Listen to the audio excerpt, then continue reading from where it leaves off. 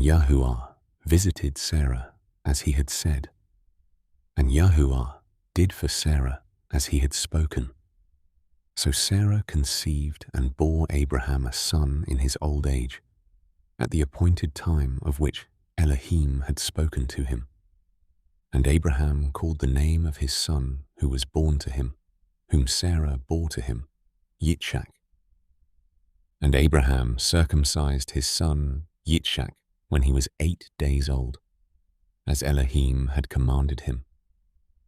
And Abraham was 100 years old when his son Yitzchak was born to him. And Sarah said, Elohim has made me laugh, and everyone who hears of it laughs with me. And she said, who would have said to Abraham that Sarah would nurse children? For I have borne him a son in his old age. And the child grew and was weaned. And Abraham made a great feast on the day that Yitzchak was weaned. And Sarah saw the son of Hagar, the Mitzrian, whom she had borne to Abraham, mocking. So she said to Abraham, drive out this female servant and her son. For the son of this female servant shall not inherit with my son, with Yitzchak. And the matter was very evil in the eyes of Abraham because of his son. But Elohim said to Abraham, let it not be evil in your eyes because of the boy and because of your female servant.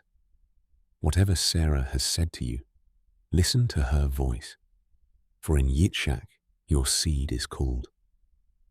And of the son of the female servant I also make a nation, because he is your seed. And Abraham rose early in the morning and took bread and a skin of water, which he gave to Hagar, putting it on her shoulder, also the boy, and sent her away.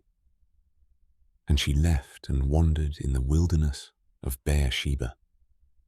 And the water in the skin was used up, and she placed the boy under one of the shrubs. And she went and sat down about a bowshot away. For she said, let me not see the death of the boy. And she sat opposite him, and lifted her voice and wept. And Elohim heard the voice of the boy, and the messenger of Elohim called to Hagar from the heavens, and said to her, what is the matter with you, Hagar? Do not fear, for Elohim has heard the voice of the boy where he is.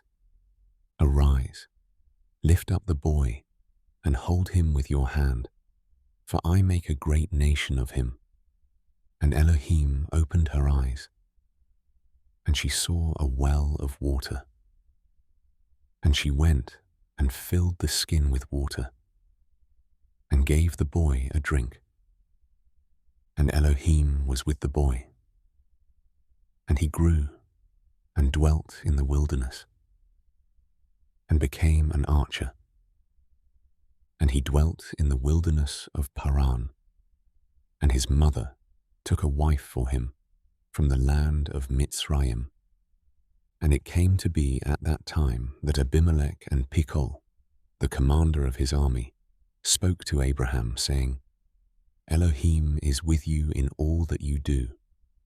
And now, swear to me by Elohim, not to be untrue to me, to my offspring, or to my descendants. Do to me according to the loving commitment that I have done to you, and to the land in which you have dwelt. And Abraham said, I swear.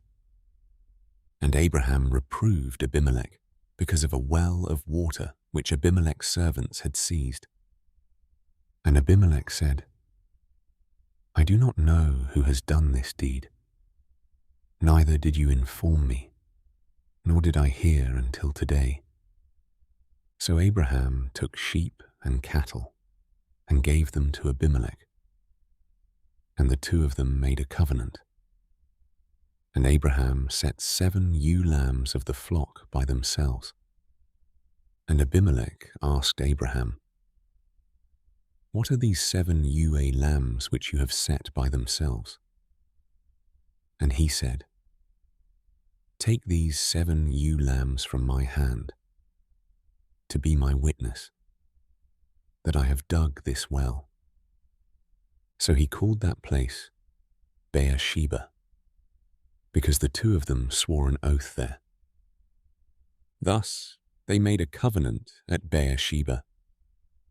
And Abimelech rose with Pichol, the commander of his army, and they returned to the land of the Philistines.